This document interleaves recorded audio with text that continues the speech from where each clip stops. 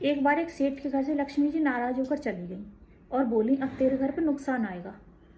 सेठ ने कहा, माँ नुकसान आता है तो आने दो, पर आप मुझे एक आशीर्वाद दो कि मेरे घर परिवार में हमेशा प्रेम बना रहे। लक्ष्मी जी ने तथास्तु कहा और वहां से चली गई।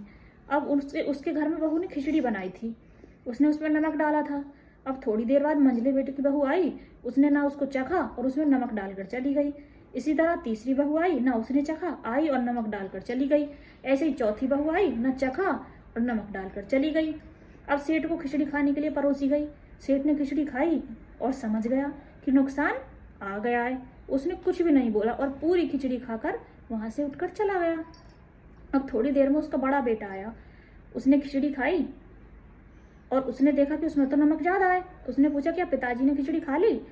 बहुओं ने कहा, हाँ पिताजी ने खा ली। क्या उन्होंने कुछ नहीं कहा? नहीं, उन्होंने तो कुछ भी नहीं कहा।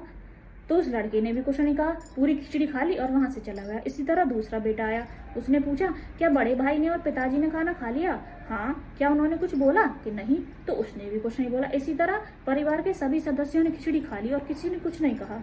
अब रात को सेठ के सपने में नुकसान आया और बोला कि सेठ, मैं तुम्हारे सामने हाथ जोड़ता हूँ, मैं तो तुम्हारे घर को कुछ नुकसान ही नहीं कर पाया।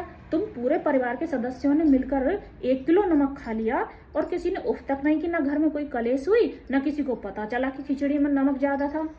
अब सेठ मुस्कुराया और बोला, मेरे परिवार में इतना प्रेम है कि कभी भी नुकसान कुछ बिगाड़ ही नहीं सकता। तो समझना ये है कि जिस परिवार में इतना सारा प्रेम हो, परिवार के लोगों में प्यार हो, दूसरों के लिए मान सम्मान हो, छोटों में बड़ों की इज्जत करनी आती हो और बड़ों को बड़प्पन दिखाना आता हो, उस परिवार में ना कभी कोई नुकसान हो सकता है, ना कभी कोई विपदा आ सकती है। इसलिए हमेशा परिवार में प्रेम बना के रखना चाहिए।